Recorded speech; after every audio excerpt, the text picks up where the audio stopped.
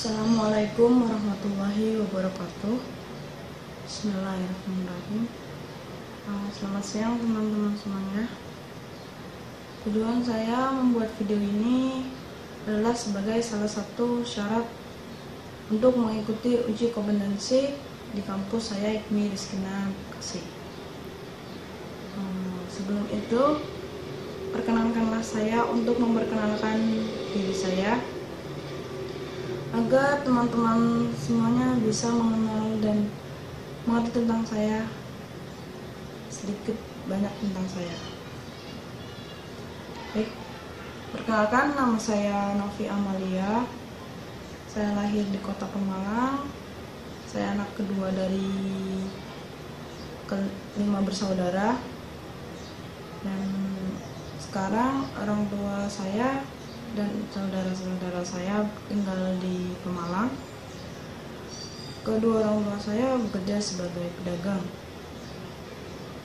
Dan untuk saya sendiri, untuk sementara ini saya tinggal di daerah Warung Bongkok Cikarang bersama kedua sahabat saya, yaitu Dwi Andriani dan Noksiti Nuraisa, mana kami telah berteman selama kurang lebih 17 tahun sejak kami berada di sekolah dasar.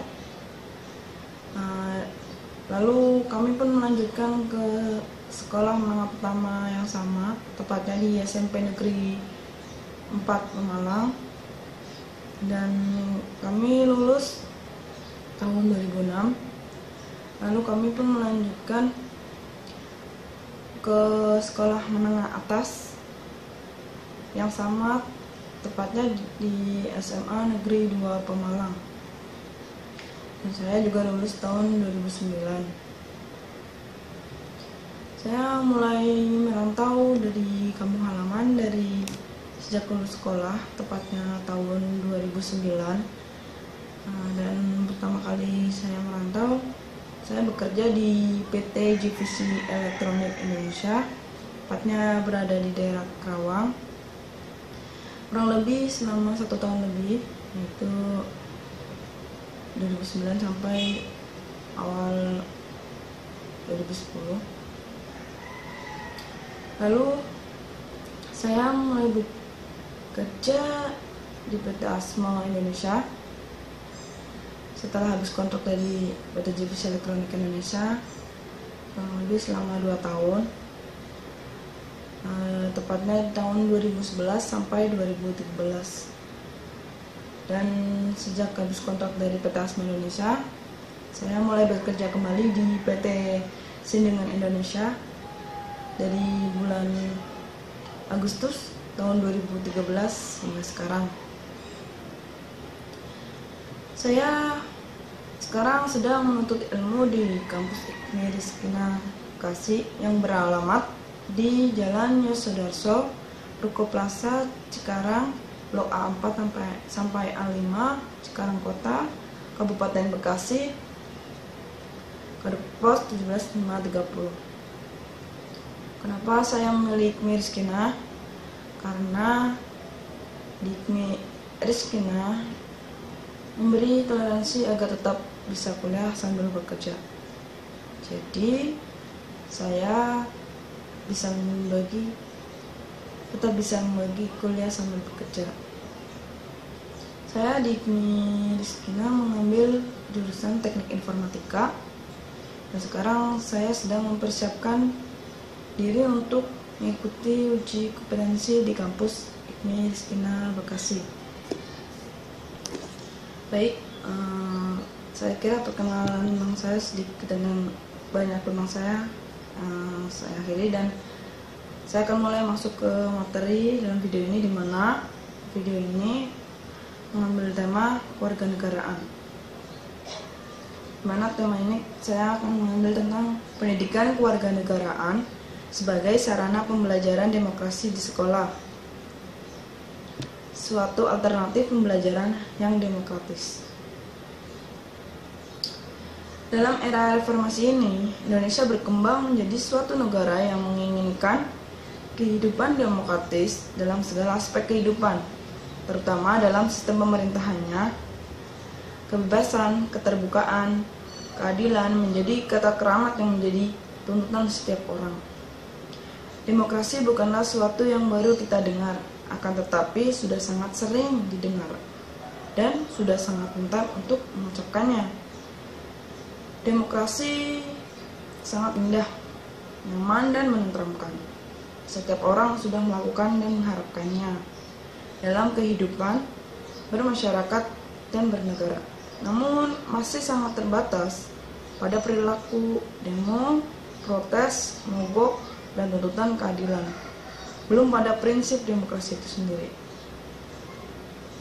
Kalau kita amati secara cermat, bahwa sebagian masyarakat baru dapat menuntut keterbukaan, kebebasan atau keadilan, tapi belum mampu melaksanakan demokrasi yang benar, berbuat adil dalam kehidupan sehari-hari, atau terbuka seperti yang kita tuntut dari orang lain.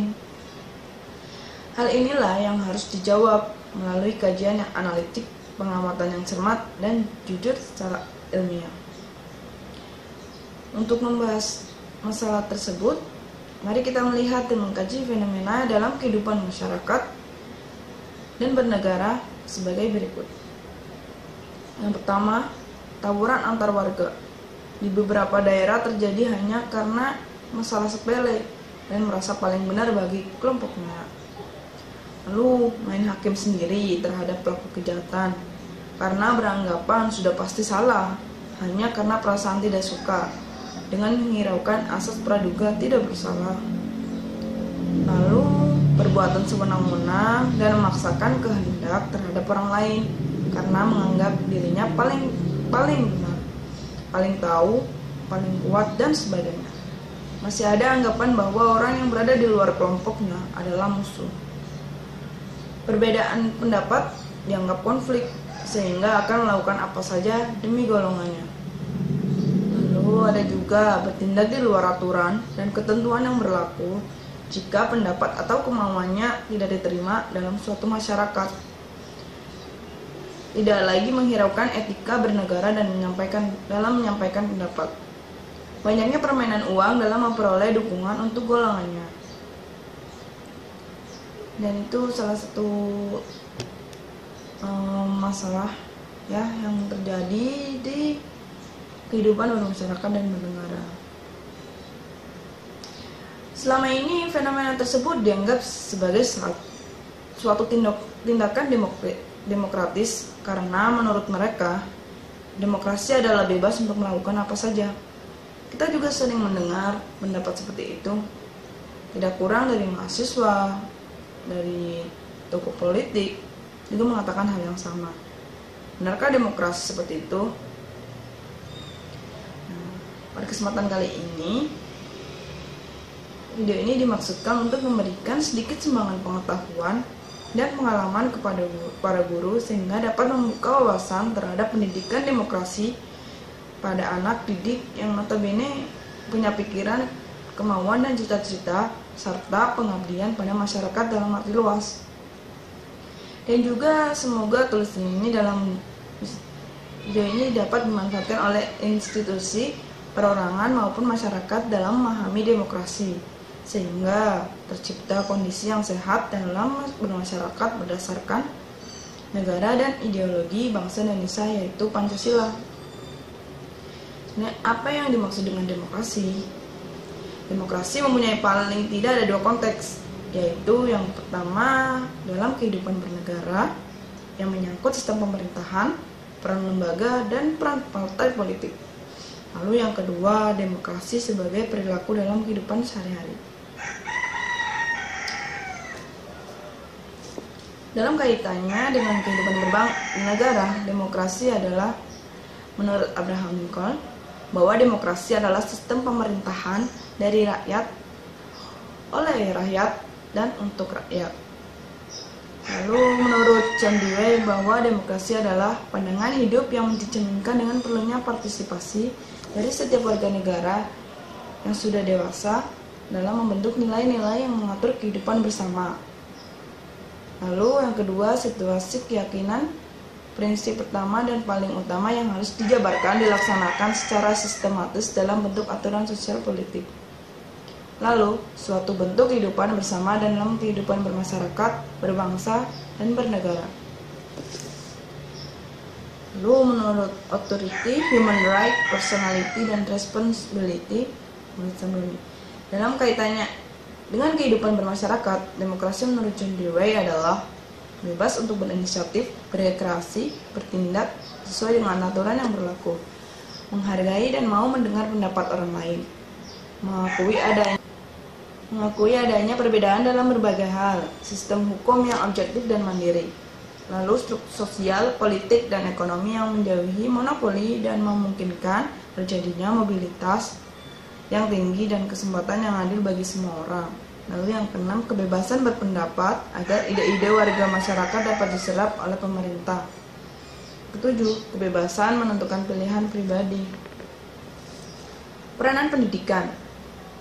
Dalam pertumbuhan dan perkembangan demokrasi di Indonesia, peran pendidikan sangat besar, karena melalui pendidikan maka pengetahuan dan pemahaman kesadaran demokrasi warga negara dapat ditingkatkan. Selama ini demokrasi berjalan sesuai dengan persepsi dan interpretasi masing-masing. Oleh karena itu, dalam perjalanannya demokrasi menyimpang dari jalan atau jalur yang sebenarnya. Kebanyakan orang menyebut demokrasi kebablasan. Kesalahan persepsi dan interpretasi inilah yang menjadi penyebab munculnya fenomena seperti yang diuraikan sebelumnya. Fenomena tersebut menunjukkan bahwa kita tidak siap untuk berdemokrasi. Demokrasi belum sepenuhnya menjadi kesadaran dan mental bangsa Indonesia. Perilaku politik, sebagian anggota partai yang paling besar dan paling demokratis, sekalipun masih terlalu peka dengan sikap tradisionalnya, juga sikap masyarakat terhadap masalah kebebasan dan toleransi umat beragama yang ternyata masih jauh dari panggang dari api demokrasi. Begitu pula halnya penggunaan kekerasan politik di masyarakat dalam menyelesaikan masalah. Untuk itu, pendidikan politik perlu diberikan sejak dini, khususnya dalam pembelajaran di sekolah. Menurut Udin S. Winataputra, bahwa untuk memudahkan menerapkan dan membentuk perilaku yang demokratis, pendidikan yang paling dekat adalah lingkungan formal, yaitu sekolah, baik taman kanak-kanak, sekolah dasar, SLTP, SMU, maupun perguruan tinggi, dengan menggunakan pendekatan cross kurikulum melalui mata pelajaran pendidikan sosial, pendidikan bahasa, pendidikan seni, serta kegiatan kekurikuler dan ekstrakurikuler. Alternatif ini diperlukan karena secara psikososial, perkembangan anak usia dini secara kognitif berada dalam tahap pre-operasional dan konkret operasional menuju formal operasional, dan secara sosial moral berada dalam tahap prekonvensional yang didominasi punishment dan obedient orientation dan instrumental orientation menuju tahap konvensional morality yang secara koheren memerlukan lingkungan belajar yang otentik dan bermakna melalui proses pengalaman hidup yang menyenangkan melalui belajar termasuk ke landasan normatif. Bagi penjelasan umum tentang sistem pemerintahan negara nomor 1 dan 2 disebutkan negara Indonesia berdasarkan atas hukum, tidak berdasarkan kekuasaan belaka, dan pemerintahan berdasarkan atas sistem konstitusi atau hukum dasar tidak bersifat absolutis, 9 kekuasaan yang tidak terbatas. Sebenarnya berdasarkan bunyi ketentuan ini tersirat bahwa negara Indonesia berdasarkan atas demokrasi konstitusional. Dalam Undang-Undang Nomor 2 Tahun 1989 tentang sistem pendidikan nasional dirumuskan bahwa tujuan pendidikan nasional adalah mencerdaskan kehidupan bangsa dan mengembangkan manusia Indonesia seutuhnya. Apabila dirinci, maka manusia seutuhnya adalah manusia yang beriman dan bertakwa terhadap Tuhan Yang Maha Esa dan berbudi pekerti luhur, memiliki pengetahuan dan keterampilan, sehat jasmani dan rohani, kepribadian yang mantap dan mandiri, serta rasa tanggung jawab kemasyarakatan dan kebangsaan. Menurut pasal 4 USPN nomor 2/1989. Walaupun secara eksplisit istilah demokrasi tidak disebut, namun semua merupakan inti dari pendidikan demokrasi.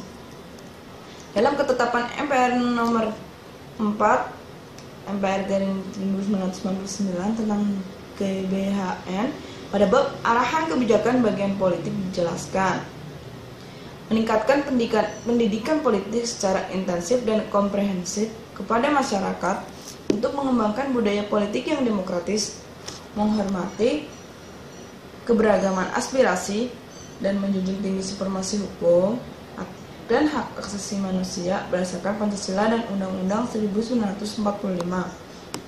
Dan pada bagian yang lain, yaitu membangun bangsa dan watak bangsa menuju bangsa dan masyarakat Indonesia yang maju, bersatu, rukun, damai, demokratis, dinamis, toleran, sejahtera, adil, dan makmur.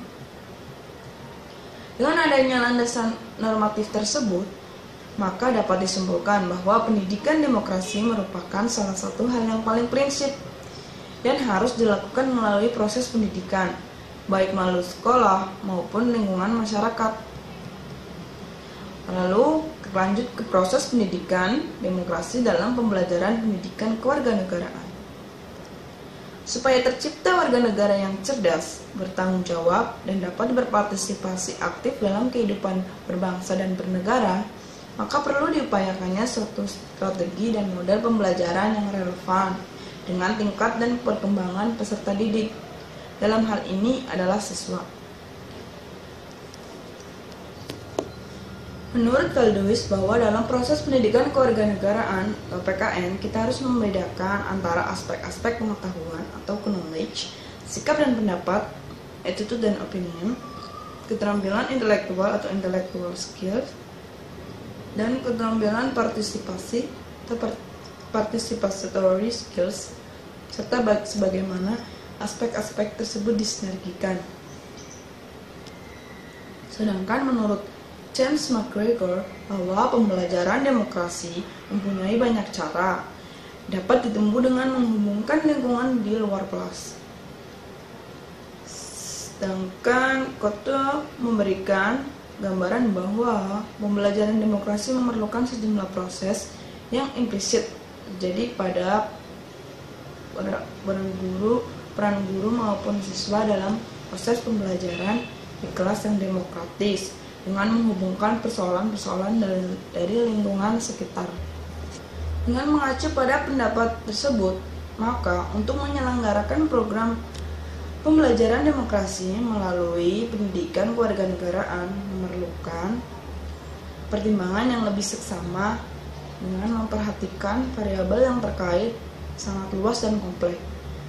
Menurut Udin S. Winata Putra, ada dua faktor yang sangat berpengaruh terhadap penyelenggaraan pembelajaran demokrasi, yaitu yang pertama, lingkungan tempat proses pembelajaran berlangsung, meliputi jenis sekolah, jenis pendidikan, masyarakat tetangga, kelompok kepentingan, partai politik, dan yang terakhir adalah asosiasi atau perkumpulan di masyarakat.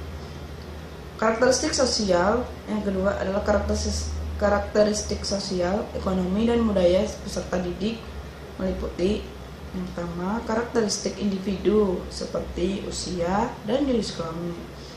Lalu karakteristik sosial individu, status sosial ekonomi atau pendapatan pekerjaan, tempat tinggal atau perkotaan atau pedesaan. Lalu yang terakhir karakteristik budaya atau tingkat pendidikan, nasionalitas, sejarah, agama, dan etnis.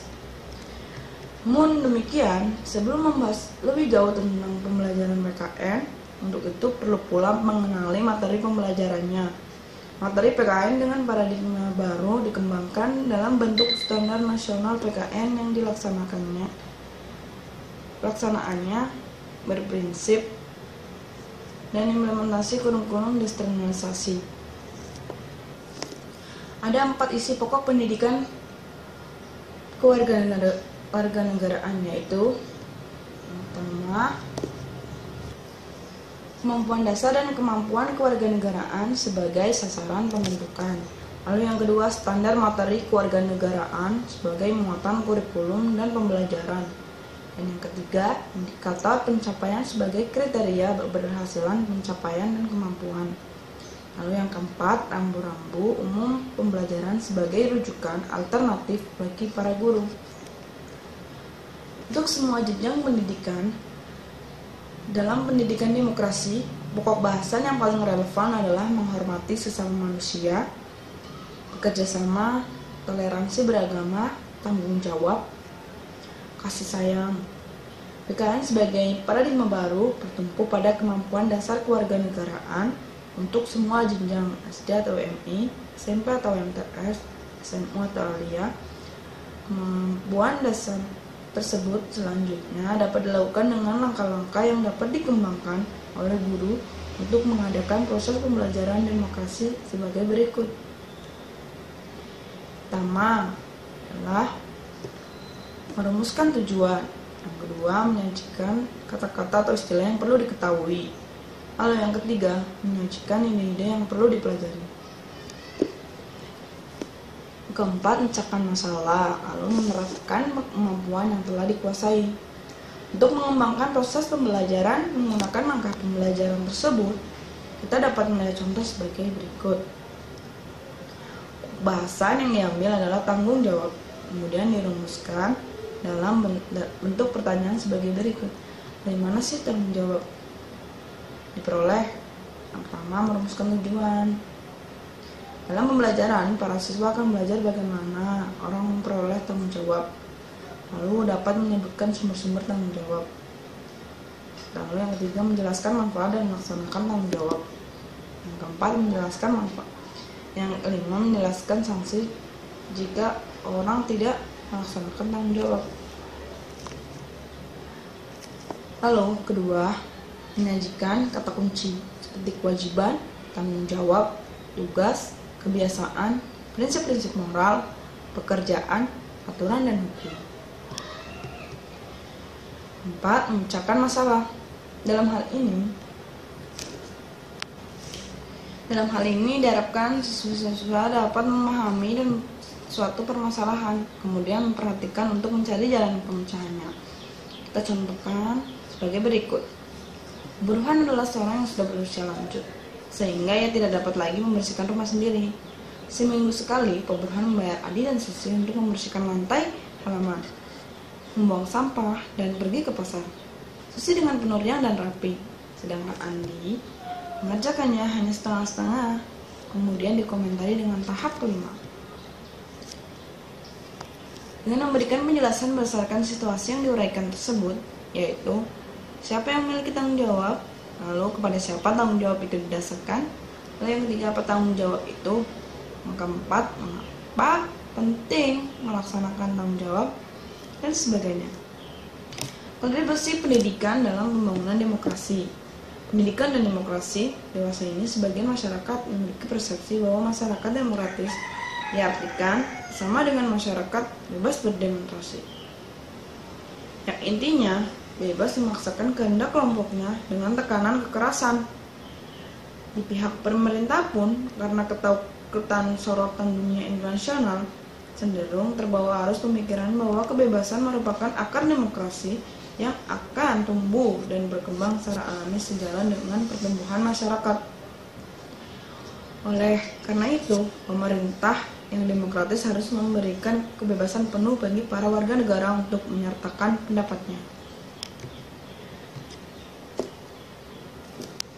Makna demokrasi menurut Benjamin Barber dalam bukunya yang berjudul Aristocracy of Everyone menolak pemikiran tersebut dengan menekankan bahwa demokrasi bukanlah bentuk organisasi yang tumbuh secara alami, melainkan tumbuh dan berkembang sebagai hasil usaha keras menggali ide-ide dengan penuh imajinasi. Juga bukan berarti demokrasi kebijakan pemerintah yang memperhatikan dan memberikan warga yang tidak terdidik dengan hak atau untuk ikut mengambil keputusan bersama, sebagaimana hak yang diberikan kepada warga terdidik. Lebih lanjut, Barber menyatakan paling tinggi apa yang dilakukan pemerintah tersebut hanya merupakan upaya mengontrol massa yang penuh dengan praduga negatif dan bersifat tirani. Di sini nampak bahwa betapa pemerintah membiarkan berbagai aksi yang berkedok kebebasan. Aksi tersebut semakin menyengsarakan rakyat karena menyebabkan nilai rupiah semakin terpuruk dan harga sembako melambung. Kebijakan pemerintah memberikan kebebasan berpendapat kepada kelompok-kelompok dalam masyarakat ini sebenarnya merupakan musuh kebebasan yang berkedok taat pada konstitusi. Demokrasi sejatinya memerlukan warga negara yang baik. Demokrasi tidak hanya memerlukan hukum, peraturan, dan lembaga yang mampu menegakkannya, melainkan juga memerlukan sikap demokratis, termasuk di dalamnya adalah kebesaran hati untuk mengakui kesalahannya, kesediaannya untuk bekerja sama dengan kelompok lain dan mencapai tujuan demi kesejahteraan masyarakat luas, mampu mengkomunikasikan semangat untuk menegakkan pendiriannya dan kompromi dengan kesadaran bahwa seseorang tidak dapat mewujudkan semua yang diinginkan, dan kombinasi antara kesadaran individu dan kesadaran kelompok. Oleh karena itu, secara substantif berdimensi jangka panjang untuk mendidik warga negara yang baik guna menjamin terwujudnya masyarakat demokratis, pendidikan demokrasi mutlak diperlukan. Pendidikan demokrasi bertujuan mempersiapkan warga masyarakat berpikir kritis dan bertindak demokratis melalui aktivitas menanamkan pada generasi baru pengetahuan dan kesadaran akan 3 hal. Yang pertama, demokrasi adalah bentuk kehidupan bermasyarakat yang paling menjamin hak-hak warga negara masyarakat itu sendiri. Lalu, yang kedua, demokrasi adalah suatu learning proses yang tidak dapat begitu saja meniru dari masyarakat lain. Dan ketiga, kelangsungan demokrasi tergantung pada keberhasilan mentransformasikan nilai-nilai demokrasi, kebebasan persamaan, dan keadilan, serta loyal pada sistem politik yang bersifat demokratis. Menurut Samdani 2001. Tujuan pendidikan demokrasi adalah mempersiapkan warga masyarakat berpikir kritis dan berperilaku demokratis.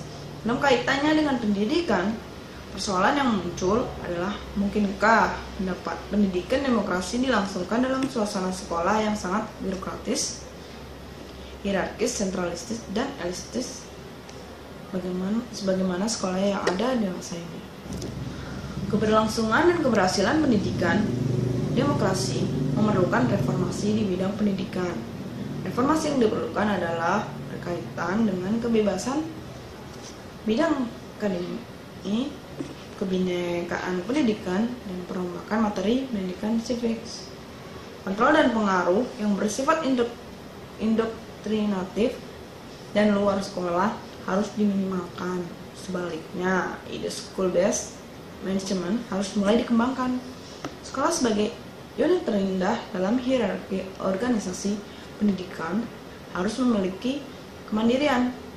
Oleh karena itu, sekolah harus dapat melaksanakan kebebasan otonomi yang dimilikinya. Sejauh aktivitas sekolah tidak melanggar undang-undang dan peraturan yang ada, artinya academic freedom bukanlah kebebasan mutlak tanpa kendala. Sebagai contoh, di beberapa negara bagian Amerika Serikat, negara menyebut dirinya paling demokratis seperti Florida, Tennessee, Iowa, dan Georgia melarang sekolah mengajarkan evolusi Darwinisme. Demikian pula pelarangan mengajarkan Marxisme di Indonesia. Misalnya, tidak dapat diartikan bahwa di sekolah tidak ada kebebasan akademik. Pentingnya keberadaan akademik dikemukakan oleh John Dewey, seorang pemikir pendidikan dan demokrasi. Ia dengan secara tidak langsung menyatakan bahwa kebebasan akademik diperlukan guna mengembangkan prinsip demokrasi di sekolah yang bertumpu pada interaksi dan kerjasama, berdasarkan pada sikap saling menghormati dan memperhatikan satu sama lain, berpikir kreatif, menemukan solusi atau problem yang dihadapi bersama, dan bekerja sama untuk merencanakan dan melaksanakan solusi. Secara implisit, hal ini berarti sekolah yang demokratis harus mendorong dan memberikan kesempatan semua siswa untuk aktif berpartisipasi dalam pengambilan keputusan, merencanakan kegiatan dan melaksanakan rencana tersebut. Kebebasan akademik juga menuntut bahwa sekolah tidak dapat dipisahkan dengan aktivitas politik.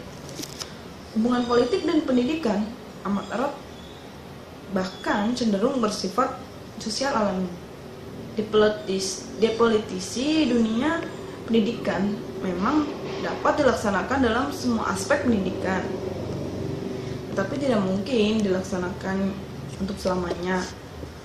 Plato dan Aristoteles suatu kali pernah menyatakan bahwa apa yang diinginkan untuk negara harus juga disediakan untuk sekolah. Lalu kita lanjut ke pendidikan kebinekaan. Bhinneka Tunggal Ika merupakan manifestasi kebinekaan dalam kehidupan masyarakat Indonesia. Termasuk di dalamnya adalah kehidupan pendidikan. Tujuan pendidikan Ika, namun proses untuk mencapai tujuan bersifat bhinneka.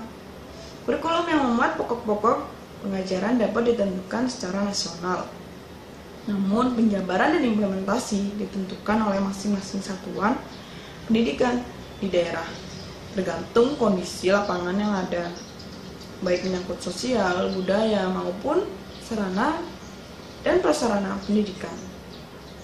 Pendidikan kebinekaan menghargai dan mengakomodasi perbedaan latar belakang seseorang yang menyangkut nilai, budaya, sosial, ekonomi, bahkan perbedaan dalam kemampuan. Yang menyangkut realitas adanya berbagai latar belakang ini tidak mungkin diterapkan dalam dunia pendidikan.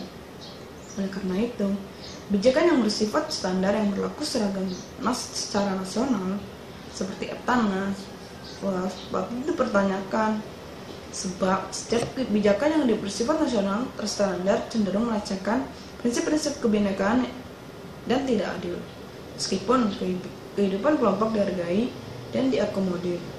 Namun pendidikan kebinekaan lebih menekankan pada cita-cita yang tidak mengenal batas-batas kelompok seperti HAM dan keadilan. Sekolah pada awal zaman Orde Baru berupaya menciptakan bentuk perilaku politik tertentu dengan mengimplementasikan pendidikan kurikulum kewarganegaraan yang mendasarkan pada disiplin yang kaku dan bersifat indoktrinatif. Berbagai kegiatan ekstrakurikuler yang diharapkan mendukung tercapainya tujuan terbentuknya perilaku politik tertentulah pula dilaksanakan lewat berbagai upacara seremonial. Tapi sejarah telah menunjukkan tidak ada upaya indoktrinasi yang berhasil. Para siswa mengikuti kegiatan dengan penuh keterpaksaan. Pembelajaran yang diterima di kelas tidak cocok dengan realitas yang ada di masyarakat. Pendidikan kewarganegaraan dipenuhi dengan doktrin dan berbagai informasi yang diperlukan yang harus dihafalkan tanpa memahami makna sebenarnya. Sebab apabila siswa menemukan doktrin yang tidak diketahui dan dipelajari, maka akan diketemukan bahwa apa yang dipelajari berbeda dengan apa yang terjadi di masyarakat. Oleh karena itu di awal proses reformasi ini, reformasi pendidikan kewarganegaraan mutlak diperlukan. Kurikulum pendidikan kewarganegaraan atau civic harus dirombak secara menyeluruh. Prinsip indoktrinasi harus diminimalkan karena tidak mungkin dihilangkan dan diganti dengan prinsip dialog. Aktivitas yang berbau paksaan harus diubah menjadi aktivitas dengan nuansa kesadaran. Tekanan pada prestasi dan kerja individual perlu dilengkapi dengan tekanan prestasi dan kerjasama kelompok. Materi civic ditekankan pada 4 aspek yang meliputi aspek sejarah asal mula demokrasi dan perkembangan demokrasi di Indonesia, jiwa demokrasi dalam Pancasila dan Undang-Undang Dasar 1945, dan tantangan demokrasi dalam era modern. Sekolah sebagai media sosialisasi nilai demokrasi. Pendidikan dalam arti luas adalah proses yang berkaitan dengan upaya mengembangkan diri seseorang pada 3 aspek dalam kehidupannya. Ketiga aspek ini adalah pandangan hidup, sikap hidup, dan keterampilan hidup. Upaya mengembangkan ketiga aspek tersebut bisa dilaksanakan dengan bentuk formal dalam sistem persekolahan dan informal. Dikatakan berbentuk formal sistem persekolahan apabila upaya tersebut diwujudkan dalam serangkaian kegiatan yang dirancang secara sistematis dan dirumuskan dalam satu kurikulum tertentu dan disertai persyaratan yang ketat untuk melaksanakan proses tersebut. Meskipun kegiatan sudah dirancang dan kurikulum sudah dikembangkan, namun apabila pelaksanaannya tidak memiliki persyaratan yang ketat, maka proses tersebut bisa disebut pendidikan non formal. Sebaliknya, upaya tersebut dikatakan berbentuk informal apabila terwujud dalam kegiatan yang tidak dirancang sebelumnya secara sistematis. Dengan mendasarkan pada konsep pendidikan tersebut, sesungguhnya pendidikan merupakan proses untuk mentasbihkan seorang mampu hidup dalam suatu budaya tertentu. Dalam proses sosialisasi politik, pendidikan sistem persekolahan mempunyai peran yang penting, khususnya untuk kelangsungan sistem politik yang ada.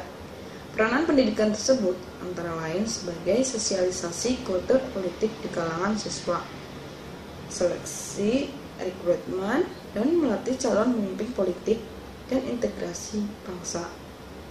Suatu sistem politik akan bisa langgeng jikalau mendapatkan dukungan dari warga masyarakat.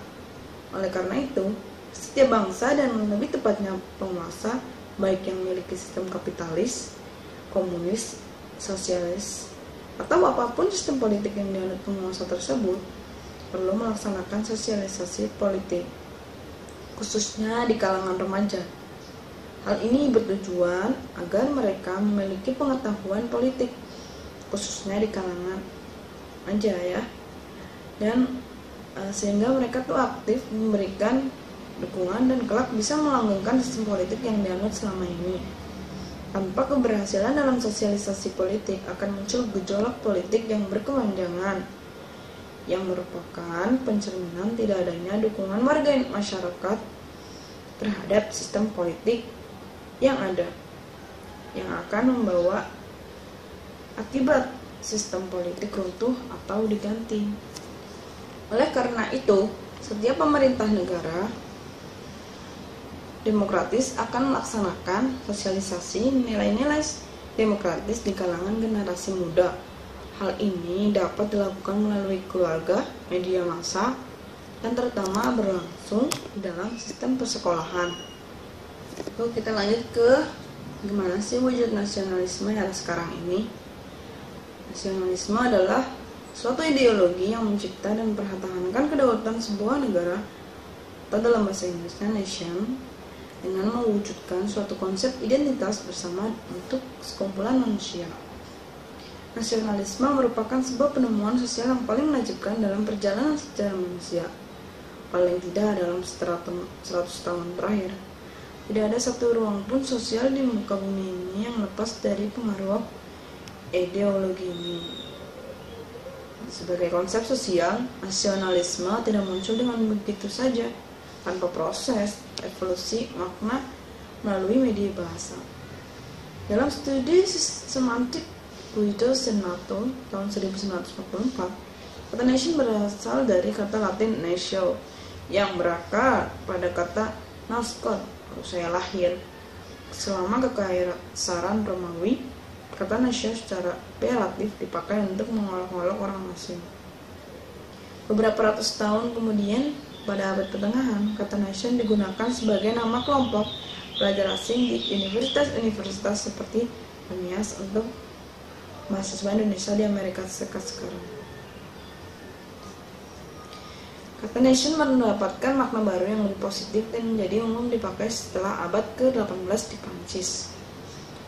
Nah, ketika itu Parlemen Revolusi Prancis menyebut diri mereka sebagai Assemblée Nationale yang mendapatkan transformasi institusi politik tersebut dari sifat eksklusif yang hanya diperuntukkan bagi kaum bangsawan ke sifat egaliter di mana semua kelas meraih hak yang sama dengan kaum kelas elit dalam berpolitik. Dari sinilah maka kata nation menjadi seperti sekarang yang merujuk pada bangsa atau kelompok manusia yang menjadi penduduk resmi dari suatu negara. Pendidikan kewarganegaraan model baru, usaha sosialisasi demokrasi di Indonesia melalui jalur pendidikan formal nampaknya masih membutuhkan jalan yang panjang. Reformasi orientasi pendidikan kewarganegaraan sudah semestinya dilakukan baik peraturan, paradigma, materi, maupun pelaksanaannya di lapangan.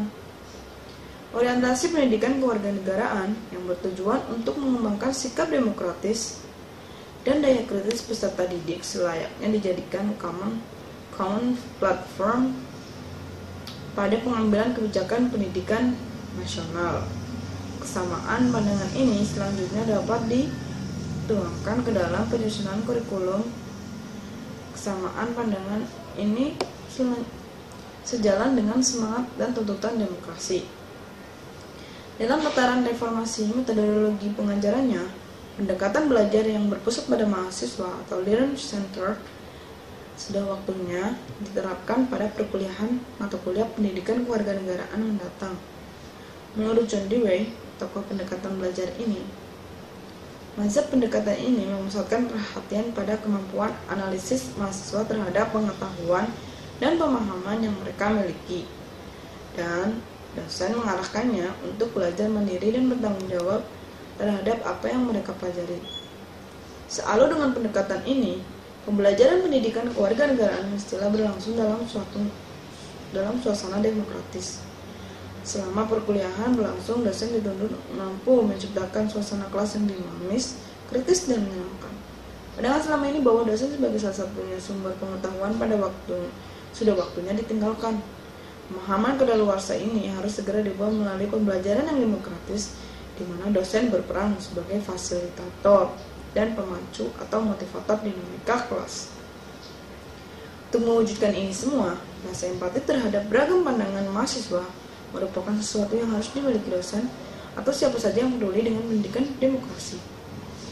Bersandar pada pendekatan pengajaran di atas, pengembangan pendidikan kewarganegaraan di tingkat perguruan tinggi mendatang diharapkan mampu menjadi kampus sebagai lahan bagi lahirnya civic culture atau persemaian masyarakat beradab. Tentunya semangat ini harus diawali oleh keprihatinan semua pihak, khususnya praktisi pendidikan, akan nasib dan masa depan demokrasi di negeri ini. Sejarah perjalanan panjang bangsa Indonesia dimulai era sebelum dan selama penjajahan, kemudian dilanjutkan pada era perebutan dan mempertahankan kemerdekaan sampai hingga era pengisian kemerdekaan akan menimbulkan kondisi dan tuntutan yang berbeda sesuai zamannya. Perbedaan dan kondisi serta tuntutan yang berbeda tersebut ditanggapi bangsa Indonesia berdasarkan kesamaan nilai yang senantiasa tumbuh dan berkembang berdasarkan nilai perjuangan bangsa. Kesamaan nilai-nilai tersebut dilandasi oleh jiwa, tekad, dan semangat kebangsaan yang akhirnya sebagai fondasi kekuatan dalam proses terwujudnya negara kesatuan Republik Indonesia. Semangat perjuangan bangsa Indonesia yang tidak mengenal menyerah berbukti dengan diproklamasikan NKRI pada tanggal 17 Agustus 1945. Kemerdekaan itu tidak terlepas dari anugerah Tuhan Yang Maha Esa dan dilandasi rasa iman dan untuk rela berkorban. Nilai-nilai perjuangan bangsa Indonesia dalam perjuangan fisik baik dalam merebut, pertahankan, dan mengisi kemerdekaan telah mengalami pasang surut sesuai dinamika kehidupan masyarakat berbangsa dan bernegara. Semangat perjuangan bangsa yang telah dilakukan dalam perjalanannya mengalami penurunan pada titik yang kritis dan akhirnya akan berpengaruh terhadap sendi kehidupan dalam berbangsa dan bernegara. Hal tersebut tidak terlepas dari pengaruh globalisasi. Dalam menghadapi pengaruh globalisasi dan menyongsong masa depan yang lebih baik, harus dilakukan perjuangan non-fisik sesuai dengan bidangnya masing-masing, dengan perjuangan yang dilandasi oleh nilai-nilai perjuangan bangsa Indonesia, sehingga kita tetap memiliki wawasan dan kesadaran, sikap, dan perilaku yang cinta tanah air, dan mengutamakan persatuan dan kesatuan bangsa Indonesia dalam wadah NKRI. Kesimpulan dari video ini bahwa pendidikan demokrasi merupakan suatu hal yang prinsip dalam mencerdaskan kehidupan bangsa dan mengembangkan manusia Indonesia seutuhnya harus dilaksanakan melalui proses pendidikan. Ada dua faktor yang sangat berpengaruh terhadap penyelenggaraan pembelajaran demokrasi, yaitu lingkungan tempat proses pembelajaran berlangsung dan karakteristik sosial, ekonomi, dan budaya serta peserta didik atau siswa. Lalu, pendidikan demokrasi dilaksanakan Pertama, membentuk kehidupan bermasyarakat yang menjamin hak-hak kewarganegaraan masyarakat itu sendiri. Kedua, sebagai learning proses yang tidak dapat begitu saja meniru dari masyarakat lain. Kelangsungan demokrasi tergantung pada keberhasilan transformasi nilai-nilai demokrasi seperti persamaan, kebebasan, dan keadilan. Ketiga, mempersiapkan warga masyarakat berpikir kritis dan berperilaku lebih arif dan bijaksana dalam koridor hukum yang berlaku. Lalu yang terakhir, demokrasi bukan saja dalam materi yang diajarkan oleh guru maupun materi yang diterima oleh siswa, tapi juga dalam prosesnya harus mencerminkan sikap demokrasi. Baik, sekian sedikit penjelasan dari saya tentang kewarganegaraan. Semoga video ini bermanfaat buat teman-teman dan tentu saja buat saya sendiri. Baik, saya akhiri. Assalamualaikum warahmatullahi wabarakatuh.